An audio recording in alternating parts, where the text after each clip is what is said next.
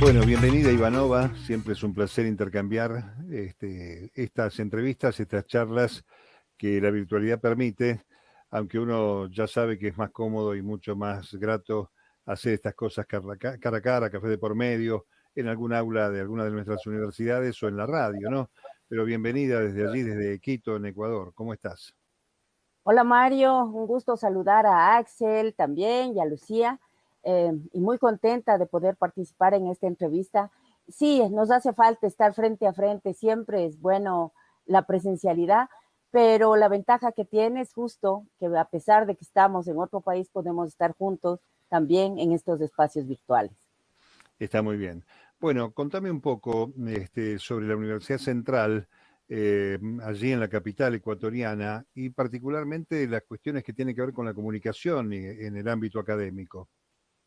Nuestra universidad es la más antigua de Ecuador, tiene más de 400 años y a inicios de los años 40, mediados más bien de los años 40 del siglo pasado, salió la Escuela de Comunicación, la Escuela de Información realmente.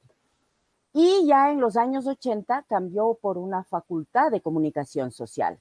En este momento tenemos dos carreras que son comunicación social con dos énfasis de trabajo que son periodismo y comunicación organizacional. Y la otra carrera es turismo histórico, una carrera más bien que heredamos porque se la iba a cerrar. Está en proceso de constituirse como otra facultad, pero digamos, por el momento está ahí. La facultad ha tenido varios momentos, creo que ha ido igual que otras universidades, ¿no? El desarrollo y el debate de la comunicación han permitido también su trayectoria, cambiar no solo el nombre de escuela de información por una facultad, sino los conceptos, ¿no? Y creo que el momento más importante, o uno de los más importantes, fue en los años 90, cuando ya entramos en el debate de la comunicación y la cultura, que propuso también, el colombiano, que este momento se me escapa el nombre, y nos colocó, Martín Barbero. Jesús Martín Barbero. gracias, y Martín Barbero, y que nos coloca en otro escenario, ¿no es cierto?, a repensarnos además como latinoamericanos y mirar la comunicación como parte también de nuestras culturas y cómo habíamos llevado adelante. Creo que ese es un hito importante en el mundo, y especialmente en el mundo de la comunicación en América Latina. Y por otro lado, el desarrollo tecnológico, exponencial, ¿no? Ese acelerado, que ha sido sobre todo en la segunda década de este siglo, el que más nos ha puesto también a pensar que el concepto de globalización no es un concepto frío ni que se da en otros lados, sino que nos está golpeando también en la cultura y que nos está diciendo, cambias hasta dónde, cómo lo haces, qué pasa con el tejido social y también las culturas, porque nuestros países son pluriculturales, diversos, ¿no? Entonces, ¿cómo manejar cuando todavía no teníamos resueltos, en nuestro caso en Ecuador, ni siquiera la ley de comunicación, ¿no? El tema de la comunicación pública, la comunicación privada y sobre todo la comunicación comunitaria, que se daba así, pero sin un marco legal ni nada. Y eso no estaba bien, había que regular, había algunas cosas que hacerlo, pero también defender derechos. Creo que eso también vivió nuestra facultad y se colocó en el centro del debate en muchos casos, fue un actor importante para el debate en lo que era la ley. Y bueno, la ley fue aprobada en 2013, no necesariamente como se había debatido con los sectores sociales, con las universidades, pero bueno, era una ley que estaba y que es posible además seguirla debatiendo y reconstruyendo, ¿no? Y el otro momento importante que creo que también es para todos es el desarrollo tecnológico y la pandemia. Cómo hacer radio, cómo hacer comunicación en general, ¿no? En otro momento de una avalancha de infodemia, ¿no es cierto? De noticias falsas, de miedos, de teorías de la conspiración y también de la necesidad urgente de repensar la comunicación científica y mantener la calma, porque no es que ocurría en otro lado, ni a otros, sino a todos, a nosotros mismos, nos estaba ocurriendo, nos estaba topando la pandemia. Y eso también fue, yo creo que es un salto, ¿no? Que se dio y que podíamos caer, podría ser caída libre o saber cómo encontrar las estrategias para ir enfrentando esto y dar el salto. Yo creo que la comunicación ahora está... Hola Ivanova, ¿cómo te va? Hola, Lucía. Me parece, bueno, muy interesante este análisis que estás haciendo de la comunicación en el marco de esto que te preguntaba Mario, que tiene que ver con la historia, con la universidad, con la Facultad de Comunicación, y te quería consultar en este marco cómo se escribe UC Radio, ¿no? Con la facultad, con la universidad, ¿cuál es la historia de la emisora? ¿Qué características tiene? Bueno, la historia de la radio es un poco complicada, sobre todo porque como a veces hay cosas que no nos gustan, cuando hay una auditoría de frecuencias y que se ve que se han ofertado, que se han regalado, que se han dado sin son ni ton, a dedo, pagando, qué sé yo, a personas que tenían sus monopolios, a iglesias, en fin, ¿ya? Le otorgan como un derecho a la universidad más antigua, a la universidad pública más antigua, una frecuencia en AM. ¿Ya? Mucha gente criticó y dijo, pero ¿por qué aceptan? Era o eso o nada. A mí me parecía, yo ya era docente de la facultad, yo trabajo desde el año 98 en la Universidad Central, entonces para mí era un reto. Yo decía, después de 28 años, tener esto es una ventaja, nos va a permitir desarrollarnos, ¿ya? Y pelear por otras frecuencias, pero haciendo las cosas bien. Muy bien, en el 2008 nos daban un plazo como para organizar, salir al aire, tener todos los equipos y todo eso. Y hicimos, aquí se llama una minga, que es todos colaboramos para hacer la cosa, todos ponemos trabajo, plata y todo eso, buscamos recursos de todo lado. El rectorado, ya cuando vio que habíamos hecho en un espacio pequeño en la misma facultad, las adecuaciones, era un estudio que más bien era para trabajo con los estudiantes, se hizo las adecuaciones, pero necesitábamos antena, la Embajada de Chile nos donó una antena, trabajamos en eso, conseguimos las cosas así a pulso y con gestión realmente de las autoridades de ese momento que fueron muy conscientes de la importancia que tenía tener una frecuencia de radio. Muy bien, éramos apenas 2 profesores que dábamos producción radiofónica y en ese momento mi pareja era el decano, entonces por un tema ético, ¿no? Y de coherencia no podía ser yo, porque se vería como favoritismo, no valía la pena. Y le dan al otro profesor que había sido también mi profesor cuando yo era estudiante. Muy bien. Trabajamos un equipo para proponer una programación, todo esto. Y bueno, esto ya te estoy hablando que estuvimos un año en pruebas y todo eso. Llega la ley y claro, él había reclamado que no se le pagaba, o sea, no había una partida para pagar director de la radio y se le dio carga horaria. En vez de que de clases, estaba con carga horaria como profesor, como director. Renunció, cambio de decano, viene otro decano, disputas con el rector, todo eso, y le vuelven a nombrar a él, ¿no? Estuvo bien ya, y habíamos trabajado una comisión en propuestas, en cómo inclusive hacer publicidad, no podíamos porque es universidad pública, pero sí cómo conseguir recursos. A él, para hacer corto el cuento, se le olvidó leer la ley, que había salido en junio del 2013, en la que se decía, todas las emisoras actualicen sus datos, llenen este formulario, notaricen y entreguen en tal oficina. Tenía que firmar el rector. Se le olvidó leer y no presentó ese documento. ¿Cómo me enteré? Y lamentablemente me enteré yo que no era muy afecta, digamos, él no era muy afecto a mí, no, porque creía que yo estaba interesadísima en la radio para ocupar su puesto. Entonces, estoy revisando noticias, un defecto que tenemos los periodistas, que aunque seamos profesores, seguimos viendo las noticias, y veo que se retiran frecuencias por no cumplir esto. Y me pongo a ver a quién retiraban y me sorprendo que esté la Universidad Central. Inmediatamente hablo en ese momento con el decano, le digo, mira, pero nos están retirando. Y me dice, Ivanova, vos ves cucos donde no hay, o sea, diablos donde no hay, ¿no? Acá se dicen cucos. Y digo, abre tal página, revisa, tú tienes ahí la compu y ve. Le digo, llámale al director este momento, dile qué pasó, a lo mejor está equivocada la nota, a lo mejor sí entregó, ¿qué pasó, no? Dice, no le puedo llamar porque los viernes no trabaja, él pide permiso para irse a otro lado, qué sé yo, era fuera de la ciudad. Entonces, primer error, ¿no? Bueno, yo averigüé todo y efectivamente estábamos en la lista. Era un ex estudiante de nuestra facultad, el presidente de la Cordicom, ¿no? Que podía arreglar la cosa. Le llamo, hablo, pido cita. Y el nuevo rector ya había sido elegido, pero no estaba posesionado. Y le cuento al nuevo rector y me dice, vamos a hablar. Y hablamos y dicen, manden una justificación, la que sea, me dice Ivanova, yo les arreglo. Pídele al decano que me mande la que sea. Voy, hablo con el decano, nunca mandó.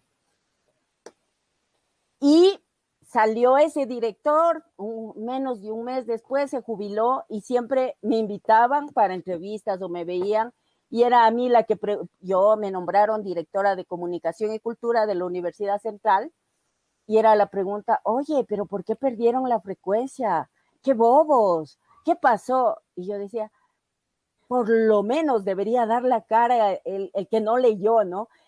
Y era más o menos un castigo para mí. Pero bueno, en el mismo cargo, cuando estaba de directora, digamos, cuando ya me nombran como directora de comunicación y cultura, digo, la ley dice que no se puede solicitar frecuencias si hay una persona que se le entregó y no cumplió.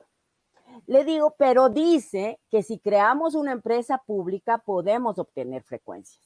Pero ahí ya tuvo las universidades, otras necesidades de presupuesto, de todo.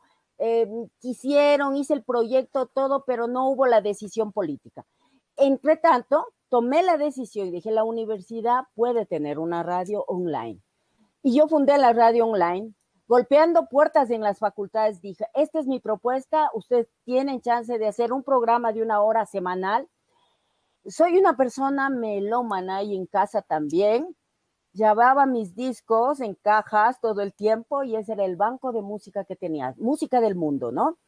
Y fuimos haciendo programas, pensando y la radio se construyó así, la radio online, con profesores, estudiantes, con mi música, así el noticiero, conseguí 2 programas de la Embajada de Brasil y otra de la Embajada de Chile, que hacían programas en vivo. Fui buscando alianzas dentro de la universidad y la otra, y la radio se mantiene, ¿no? Ahora está cumpliendo ya 5 años, y yo diría que ha sido una lucha permanente, que se entienda primero también en el grueso de la universidad la importancia de la comunicación, la relevancia de lo que es tener una radio universitaria con un rol distinto en la sociedad. Y luego también ha sido una posibilidad de ver, ¿no?, cuánto ha valido tener una radio en el terremoto del 2016 que hubo aquí en varias provincias de la costa, la importancia de la radio en elecciones, la importancia de la radio en crisis política, en octubre del 19 que tuvimos todo esto, en la época de la pandemia, ¿no? Entonces, es una lucha permanente, creo yo, pero digamos una radio que nos ha costado mucho, pero es también o tenemos o nos acomodamos, y creo que soy de las que sigue peleando por las cosas porque creo que podemos lograr y veo a la radio como un medio imprescindible en la sociedad y en una universidad pública además como es la nuestra. Ivanova, un gusto grande. Quería consultarte, bueno, obviamente hablabas de la radio online. del trabajo y la tenacidad que ustedes han puesto para que esto se logre. Y pensaba, ¿qué pasó en la época de pandemia? ¿Cómo trabajaron? ¿Cómo se pudieron organizar? Porque evidentemente la pandemia nos ha atravesado a todos y cada uno ha podido hacer con sus limitaciones lo que quiso y pudo en realidad. Por eso mi pregunta concreta es, ¿cómo se organizaron y cómo trabajaron en épocas de pandemia? Gracias, Axel, por tu pregunta. Sabes que nadie estuvo preparado, digamos, para enfrentar una cosa así. Y primero, la gran pregunta de la gente que trabaja en la radio era, ¿vamos a la universidad o no? Yo creo que era una pregunta hasta cierto punto que podíamos haberle hecho cualquiera, ¿no? Parece boba, pero era una pregunta, ¿qué mismo está pasando? ¿Qué mismo nos va a pasar? ¿Hasta dónde, no? Pero también la reacción, la radio no para, nunca para.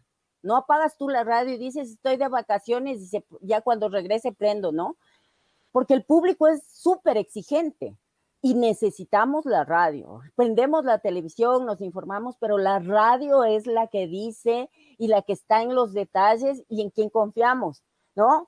Entonces, si no lo dice la radio, aunque lo diga la televisión, en tan poco tiempo esperamos la radio. Y creo que ese fue el motor que nos llevó a que todos tomemos algunas iniciativas. Entonces, coordinamos en que la gente que hace la parte técnica se lleve los equipos en casa para que sea remota la transmisión.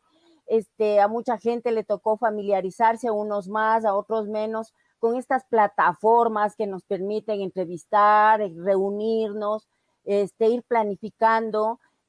Hubo programas que dijimos, bueno, no asomaban, que son productores, digamos, independientes o de la universidad, pero que estaban más preocupados porque tenían algún familiar, sobre todo en este momento tan difícil que fue al inicio, ¿no? Entonces, lo que hicimos es musicalizar algunas franjas donde los productores todavía les costaba aprender, pero la parte de la información la mantuvimos. Dijimos, o sea, todo puede pasar, a lo mejor no podemos tener un noticiero de mediodía amplio, pero sí podemos soltar informaciones durante la programación. Y yo diría que luego, pasado un par de semanas, todas las productores ya fueron reapareciendo y fueron colocando y sintieron la necesidad también de ocupar su lugar por un derecho, ¿no? Por la palabra, por decir algo, por informar y repensar. Y la otra cosa que creo súper relevante es, nosotros tenemos un programa científico que se llama De Humanos y Otros Bichos, que son investigadores científicos, ¿no? Y que es un programa que lo produce desde cuando yo les propuse que lo hagan, que son ya hace más de 5 años, hecho por el Instituto de Salud Pública y Zoonosis de la Universidad Central. Entonces ellos dijeron, a ver, para nosotros trabajar con virus y bacterias más o menos, nuestra materia prima, qué lindo, y es la oportunidad de poder informar, ¿no? Entonces explicar mejor, sabemos cuáles son las fuentes más confiables para trabajar estos temas. Entonces también ese programa se potenció mucho más y fue un programa que asesoró al resto. Es decir, para los informativos nos ayudaban. La otra cosa, tenemos en la universidad la Facultad de Ciencias Médicas, que es la facultad más antigua de nuestro país, donde muchos de sus profesores son o han sido funcionarios del Ministerio de Salud. Tenemos epidemiólogos, de todo, salubristas, y ellos fueron nuestras primeras fuentes. Eso es muy bueno para las universidades, ¿no? Todo esto así digamos, yo lo recuerdo como si fuera un sueño, ¿no? O sea, esto en 2020 creo que para todos fue como así un gran bofetón, que no reaccionábamos bien y teníamos que salir, ¿no? Y fueron justamente estos docentes, estos médicos que fueron nuestras fuentes principales. También buscamos más adelante ya gente de la Facultad de Ciencias Psicológicas, un poco para trabajar la otra parte, ¿no? Para mirar. Y la otra cosa que tuvo la pandemia y que a veces no se ve, es que hubo una ruptura, un golpe cultural en la parte de despedir a sus muertos, a sus seres queridos, ¿no? Porque hay un velatorio, hay toda una ceremonia donde tú vas y te despides, ¿no? Y está ahí, constatas que está ahí tu ser querido y que se va. Pero esto era, ni siquiera podías ver, entonces trabajó mucho eso, con ciencias psicológicas, la parte emocional, con entrevistas, les dimos un espacio, y también se abrieron otros programas como y se cerraron otros. Hubo gente que no aguantó poder hacer desde casa, y bueno, no eran, digamos, programas, nadie es imprescindible, ¿no? Por muy buenos programas que eran, porque estábamos reconstruyendo también la programación.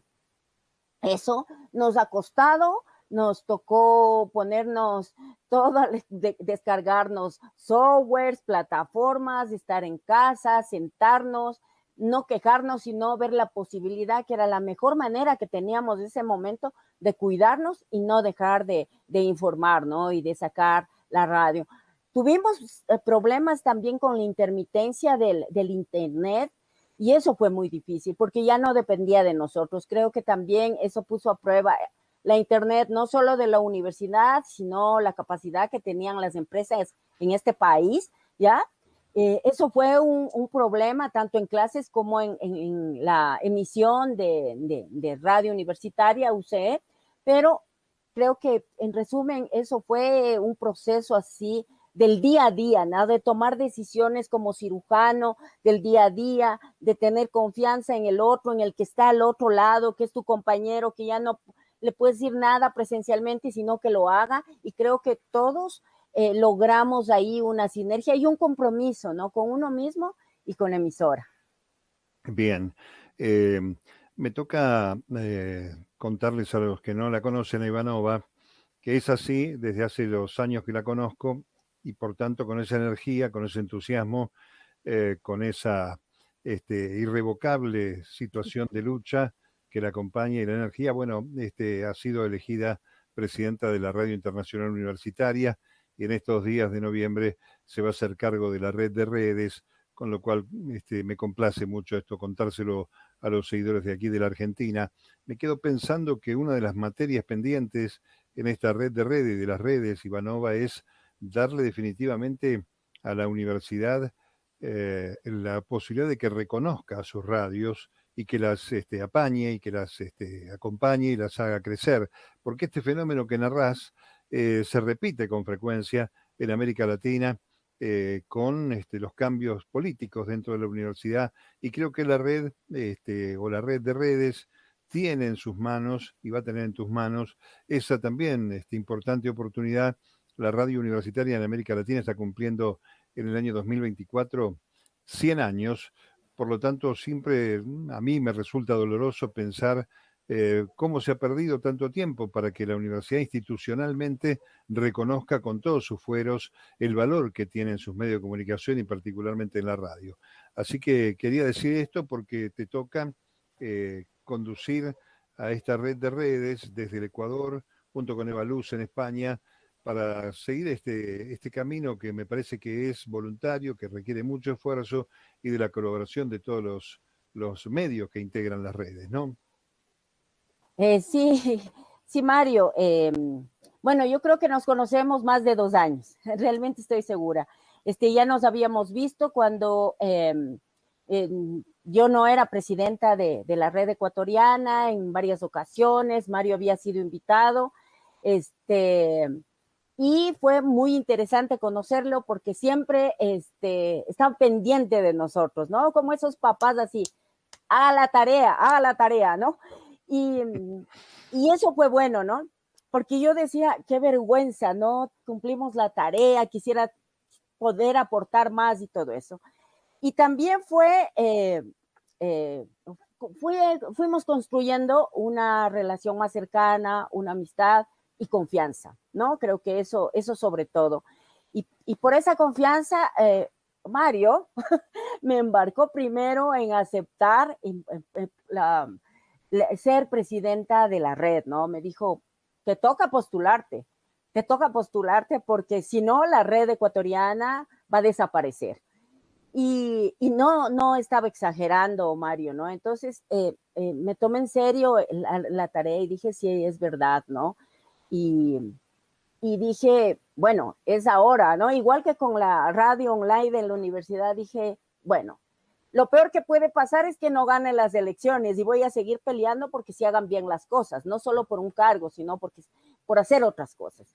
Y desde la secretaría, porque llegué, un presidente de la red dejó su mandato sin avisarnos, obviamente, y tuvimos que poner al vicepresidente como presidente y yo era secretaria en ese momento. Así es que me empeñé en esto y luego asumí el reto de llevar adelante la red, ¿no? Creo que son retos que son oportunidades, ¿no? Y a veces uno quiere sacarle el cuerpo porque tiene otras cosas, porque ya no quiero meterme en tanto rollo, pero dices, si no lo haces tú, viene otra persona que a lo mejor no lo hace con una convicción, sobre todo alineada a esos principios que plantea la RIU y que plantea muchas emisoras, creo que todas de América Latina, el derecho a la comunicación, por la defensa de los derechos humanos, con una mirada que todavía tenemos en muchos países deuda con muchos actores sociales importantes, ¿no? Entonces dije, bueno, y esta vez, inclusive yo sorteé otros nombres que plantea a Daniel y a Mario, pero insistieron, ¿no?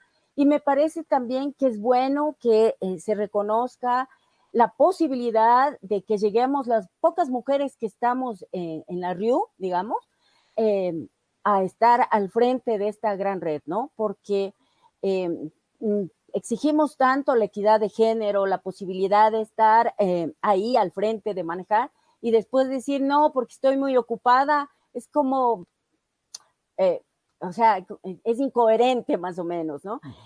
Acepté esto y tengo así muchas ganas de construir cosas. Vamos a coordinar muy bien con Eva Luz y vamos a hacer un plan de trabajo así, a lo mejor intenso, vamos a ver cómo nos va, ¿no? Y creo que es la posibilidad también de construir un relato latinoamericano sobre la comunicación, plantear algunas cosas, porque yo quiero resaltar que el terreno que nos deja Daniel Martín Peña y Mario Giorgi está bien abonado, ¿ya? Es decir, es un terreno que ya lo trabajaron con esfuerzo en 2 periodos, que lograron cosas. Creo que hay que seguir esa línea en el sentido de un trabajo muy entregado, muy serio, con mucha transparencia, con honestidad, y creo que eso es relevante.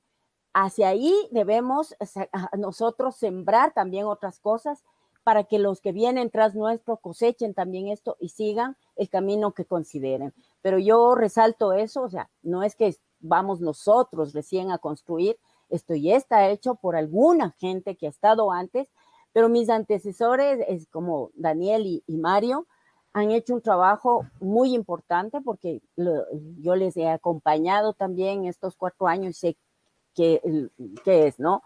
Hay cosas como lo que dice Mario, que es una tarea difícil, pero hay que hacerla, ¿no? Es decir, plantear a nuestras universidades el reconocimiento de las radios, ¿no? Como como fundamentales en la educomunicación, en la construcción del derecho a la comunicación también, en el estar enlazados. Me parece que esto es un gran logro, ¿no? El poder mirarnos, como este momento, con todas las emisoras universitarias de América Latina y en el caso de la RIU, de Iberoamérica, para construir otro tipo de información, otro tipo de relación y sacar otras cosas, hacer otro tipo de radio que ya se le está haciendo, ¿no? Y creo que hay que reforzarla.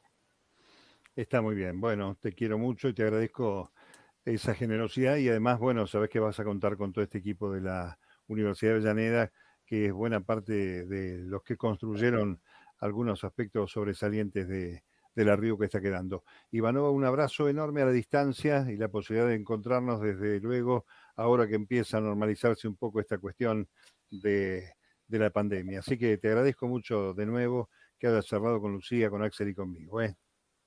Muchas gracias a ustedes, ha sido un gusto y también les mando un abrazo a todos, a Lucía, a Axel, a ti Mario, con mucho cariño y gratitud también por todo lo que has logrado. Un abrazo, que estén bien. Muchas gracias. Un abrazo grande.